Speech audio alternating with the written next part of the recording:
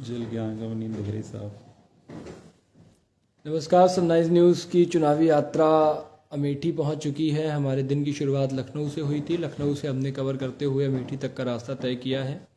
और रास्ते भर में कई सारे किस्से होते हैं, कई सारे अनुभव होते हैं, कई सारे ऐसी चीज़ें होती हैं जो ऑन कैमरा होती हैं और बहुत सी चीज़ें ऐसी होती हैं जो कैमरे के पीछे के किस्से होते हैं। पहले तो आप ये बताइए, आप इतने दिन गायब कहाँ थे? इतने दिन मैं गायब रहा। सिस्टर की शादी की दिक्कत है, उसकी वजह से मुझे लग रहा है कुछ समस्या आ रही है। तो उसके बाद फिर यहाँ लखनऊ में आए तो लखनऊ कैंट विधानसभा से भारतीय जनता पार्टी ने ब्रजेश पाठक, जो कि मौजूदा सरकार में कानून, तो कुछ तकनीकी दिक्कतों की वजह से, कुछ नेटवर्क इशू है, उसकी वजह से हमारा लाइव इंटरप्ट हुआ। तो हम बता रहे थे कि वहाँ से लखनऊ कैंट विधानसभा से जो भारतीय जनता पार्टी ने जिनको प्रत्याशी बनाया है, ब्रजेश पाठक मौजूदा सरकार में कानून मंत्री भी हैं, और उसी के साथ एक बड़ी जनसभा थी उनकी। जनसभा कहें या कहें रोड शो था पूरा, जनसैलाब के साथ, उनकी कई सारी गाड़ियों के साथ। तो वहाँ पर सारे हमने लोग उनको अब देख रहे हैं लखनऊ में आज पूरे दिन। कैच किया। राजनाथ सिंह के बेटे, बड़े बेटे पंकज सिंह भी वो उनके साथ मौजूद थे, प्रचार कर रहे थे। तो हमने उनका भी वहाँ कल पर बात मुख्यमंत्री की का भी और रोड शो इंटरव्यू था किया। सरोजनी नगर में, और कल अखिलेश यादव भी आए थे जो हमने भी कवर किया था। बाकी आप देख रहे होंगे आज सारे बड़े बड़े नेता, प्रियंका गांधी ने भी लखनऊ में रोड शो किया। अब वो क्योंकि आखिरी दिन था चुनाव का, अब इधर ही बढ़ेंगे सारे लोग जिधर हम हैं अभी। हम पहुंच चुके हैं अमेठी। तो वहाँ से बढ़ते हुए कई सारे, गौरीगंज हो गई आपकी, कई सारी विधानसभाएं बीच में बढ़ते हुए हम बाया रायबरेली हम अमेठी तक पहुँचे हैं। रायबरेली में पहुँच के हुए हम वहाँ से सफ़र हमने तय किया है। अच्छा, एक अच्छी चीज़ ये रही इसमें कि कई सारे लोग ऐसे भी हैं, जो कई सारे नेता हैं वो अब तैयारी कर रहे हैं, क्योंकि तीसरे के बाद चौथे चरण में वक्त थोड़ा कम था, और उसी के साथ अब नेता जो ध्यान दे रहे हैं वो पांचवें चरण की क्योंकि इस तैयारियों वाले पर दे चरण रहे में हैं। टाइम बहुत कम है। प्रधानमंत्री नरेंद्र मोदी की 24 तारीख को एक जनसभा की हुई इसकी है। तैयारी अभी से चल रही है। हम जब उधर से थे तो उसकी 24 को है वो। 2 दिन पहले, आज 21 है, इससे 2 दिन पहले से चल रही तैयारी वो। गौरीगंज में ही उनकी वो सभा होनी है, अमेठी के लिए वो करेंगे, प्रचार करेंगे। तो अमेठी आपके गौरीगंज से जो भारतीय जनता पार्टी ने जिसको प्रत्याशी बनाया है, तो उस प्रत्याशी का भी हमने इंटरव्यू किया। मिश्रा जी हैं। उसके साथ एक अनोखी बात ये रही कि उन्होंने 2019 में भारतीय जनता पार्टी ज्वाइन की। तो भारतीय जनता पार्टी ज्वाइन करने के बाद कई सारी चीज़ें उनके साथ ऐसी रहीं कि पुराने उनके जो कोर्ट में कई सारे मामले चल रहे थे, जिसमें उनको भगोड़ा घोषित किया। बसपा सरकार में वो रहे थे, तो बसपा सरकार के बाद उन्होंने भाजपा ज्वाइन करी। भाजपा ज्वाइन करने के बाद 2019 में स्मृति ईरानी को खूब दमदारी से लड़वाया। स्मृति ईरानी को दमदारी से लड़वाने का उनको फ़ायदा ये मिला कि उनको विधानसभा की टिकट दे दी गई। अब इस बार वो विधानसभा से उम्मीदवार हैं, और यहाँ के जो समाजवादी पार्टी से मौजूदा विधायक 2 बार के राकेश सिंह हैं, कड़ी चुनौती दे रहे हैं। राकेश सिंह अगर यहाँ से जीतते हैं तो तीसरी बार उनकी जीत की हैट्रिक होगी, और अगर राकेश सिंह यहाँ से नहीं जीतते हैं तो फिर अमेठी एक रिकॉर्ड बनाएगा, क्योंकि अमेठी में पिछली बार चारों विधानसभा सीटों में सिर्फ गौरीगंज एक ऐसी सीट थी जिसको समाजवादी पार्टी ने कब्जा किया था। बाकी सभी सीटें भारतीय जनता पार्टी निकाल के ले गई थी। तो इस बार अगर ऐसा होता है तो भारतीय जनता पार्टी के लिए एक स्वर्णिम अक्षरों से वो इतिहास लिखा जाएगा, और समाजवादी पार्टी की उन काले अक्षरों से वो हार होगी। कांग्रेस का तो वैसे ही वजूद यहाँ पे अमेठी में थोड़ा सा बढ़ाया हुआ है, जो क्योंकि खतरे उसका में गढ़ दिख रहा है। है वो। अब मैं चाहूंगा बाकी का आप कंटिन्यू करेंगे, आपने हाँ। क्या कुछ देखा। एक तो जो गौरीगंज वाले में हमने विधानसभा एक वो गांव भी कवर किया था। गांव में जाके हमने रिपोर्टिंग की थी। तो हम्म। वहाँ का पहले आप बताइए वहाँ का, क्योंकि आपने उसमें लोगों से बात की। हम्म। तो आपने इतने लोगों से बात की, जबकि ये जब हम दूर से देखते हैं तो अब दिखता है कि वो गढ़ है कांग्रेस का। हम्म। लेकिन अब उस गढ़ में दूसरी पार्टियों ने अच्छी सेंधमारी की है। हम्म। सपा के विधायक 2 बार रह चुके हैं वहाँ पे, जो मौजूदा विधायक भी हैं अभी।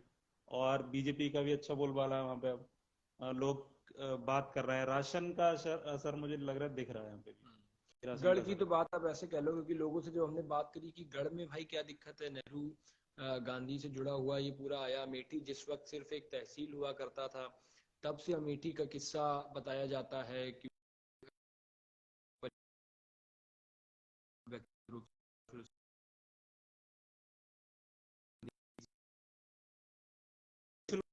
से बताया था कि जब तक राजीव गांधी थे हाँ। तो वो लोगों के घर घर जाते थे, मिलते थे। लेकिन अब इनका थोड़ा मिलना कम राजीव हुआ। गांधी के बाद जब राहुल गांधी, अगर मेरी याददाश्त ठीक है, 2004 में शायद राहुल गांधी की राजनीतिक एंट्री हुई थी। और 2004 में राहुल गांधी ने पहला जो चुनाव वो अमेठी से ही लड़ा था, यहीं से सांसद बने थे। तो राहुल गांधी जब आए थे तो एक उसमें बड़ी दिक्कत ये रही थी कि जब जो राजीव गांधी के साथ लोग लगे हुए थे वो बड़े चेहरे थे, राहुल गांधी को उस वक्त इतनी समझ थी नहीं। तो वो सारे चेहरे आसपास लगे रहे तो उन्होंने राहुल को जमीनी हकीकत नहीं समझने दी यहाँ की, जिसका फलस्वरूप ये हुआ कि जब तक लोग बात भी कर रहे थे भी हो गए थे, तो उन्होंने ये 2019 हाँ, ये बहुत बदलाव वाली जो कर दिया। गढ़ में एक दिक्कत अब ये भी दिखने लगी है कि चाहे सपा का गढ़ हो, इटावा और वो, तो हम्म। वहां के लोग जब कल जो रैली थी अखिलेश यादव की, बहुत बड़ी रैली थी, तो उसमें जो लोग आए थे इटावा क्षेत्र के उधर के, तो वो कह रहे थे कि हमने पूरे गांव के गांव ने बीजेपी को वोट दिया था, हम्म। कि ये लगा था कि पहली बार लड़ रहे हैं तो कुछ नया है, और सपा को तो वोट देते आए हैं तो इस बार हम बदलेंगे, और उन्होंने बदल दिया था 2017 में। लेकिन अब वही लोग अब कह रहे हैं कि अब हम देंगे समाजवादी पार्टी को वोट, हम्म। कि पिछली बार जो हो गया सो हो गया, लेकिन अब हम देंगे इसे। हम्म। तो ऐसे ही यहाँ पे भी अब लोग कह रहे थे कि अब तक हमने दिया था, लेकिन अब हम सपा या बीजेपी को वोट देंगे, तो वो दिख रहा है। अभी जब हम ये बात थी गौरीगंज की, हम्म। अभी जब हम अमेठी आ गए तो अमेठी में भी जहाँ हम रुके हुए हैं, तो यहाँ पे भी लोग कह रहे हैं, मतलब इस होटल के मालिक भी कह रहे थे कि जो आप सड़क देख रहे हैं वो गायत्री प्रजापति, जो सपा के नेता थे और जिन पे बहुत सारे आरोप लगे हैं, उन्होंने बनवाई है, लेकिन उसमें थोड़ा गुंडागर्दी की बात वो करते हैं उसमें वो। और यहाँ पे भी लोग देख रहे हैं कि थोड़ा बहुत अब बीजेपी ने अपनी वो कर ली है। बिल्कुल जाहिर तौर से। और सबसे बड़ी एक बात ये भी आज निकल के आई है कि गौरीगंज विधानसभा से कई ऐसे लोग थे जो चाहते थे कि उनकी विधानसभा से जीत करके राकेश सिंह यानी समाजवादी पार्टी के प्रत्याशी पहुंचे, लेकिन जो प्रदेश में सरकार बने हाँ, ये एक वो नई चीज योगी है ये। आदित्यनाथ की ही बने, और केंद्र में मतलब सरकार बने वो नरेंद्र मोदी मुझे की। हम तो अभी उस एक गांव का वहां पे किया है, तो उसमें जो दिख रहा था कि सपा का जो विधायक थे हम्म। उनके लिए नारे लग रहे थे बुरी तरह से। लेकिन नारे आप देखिए कि विधायक के लिए नारे लग रहे हैं, सपा का विधायक के लिए, और फिर योगी और मोदी के नारे लग रहे थे।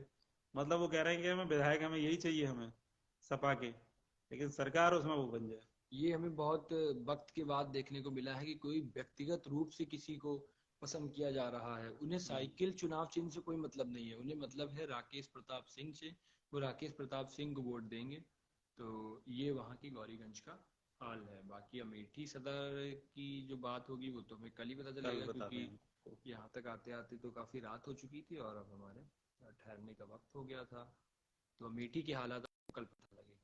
हाँ, आपको सारी जमीनी हालात बताएंगे कि जो आपको दिखता है मीडिया में, उससे कितनी अलग है हालात। बाकी अगर हम उसकी बात करेंगे काम हुआ है नहीं हुआ है, तो हम रायबरेली हमने देखा, कमेटी देखा, तो वहाँ हम्म। तो काम तो हुआ ही है।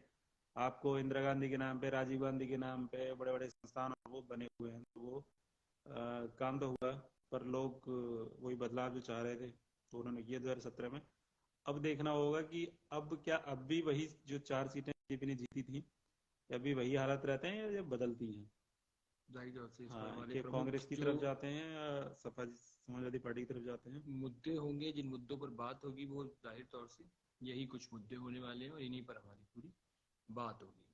तो फिलहाल अभी हमें इजाजत दीजिए, और बात इसी हम से करेंगे और इसी से क्या आपको यहाँ पे चीजें रहती हैं, क्या कुछ मीडिया कैसे नैरेटिव सेट करके दिखाता है और कैसे जो हकीकत है वो यहाँ पर है, उसकी चीजों की बात हम करेंगे, उसकी पड़ताल हम बस कि जाते करने की जाते एक कोशिश बार करेंगे। खाने का बता दीजिए, कुछ नया खाया आपने आज यहाँ का कुछ आज हमने लोकल। नया खाया गौरीगंज में ही क्या भुने हुए और मटर ये के तो बचा लेता हूँ, हालांकि आपने शायद पहले कुछ ना कुछ खा लिया होगा हम्म। मटर। लेकिन मैं देखता हूँ कि वहाँ की जो लोकल चीज़ क्या है। हम्म। जैसे हमने लखनऊ में बहुत सारी चीज़ खाई वो, और यहाँ पर हमने खाए थे जो एक बुजुर्ग थे वो बेच रहे थे एक ठेले पे, उसमें मटर थी, और वो चावल थे, और चने थे, बहुत सारी चीज़ थी, और वो उसे एक कढ़ाई में और वो भून देते थे जल्दी से, और फिर बालू से भूनते हैं। हाँ बालू से, और उसे फिर हमें दिया उन्होंने, और बहुत बढ़िया लगा वो। हम्म। मतलब बहुत सस्ता भी था और बहुत अच्छा था। जो हमें अब जो भुने हुए चने और वो सब थोड़ा वो हो गया, लोग कम खाते हैं, वरना पहले खेत में और मूंगफली वगैरह साथ के साथ भून के खाते थे, तो वो उसका स्वाद अलग ही होता है वो। तो ये एक चीज़ मिली हमें यहाँ की लोकल। बाकी फास्ट फूड की जो वो है जड़ें बहुत फैल गई हैं, वो हर जगह ही मिल जाता है। हम्म। तो मेन ठीक है। हमारा फोकस जो रहता है वो इन्हीं चीज़ों पे रहता हम्म। है। बाकी कल होती है मुलाकात, बाकी की जो भी अपडेट्स होंगी आपको हमारे इन्हीं ऑफिशियल पेजेस पर मिलेंगी। बाकी की चीज़ों के लिए जो अपडेट्स होंगी और जो भी कई सारे हमारे वीडियोज इंटरव्यूज होते हैं वो आपको हमारे ऑफिशियल पेजेस पर ही देखने को मिलेंगे। तो फिलहाल हमें इजाज़त दीजिए, हम भी रुकते हैं, सोते हैं। गुड नाइट, शुक्रिया।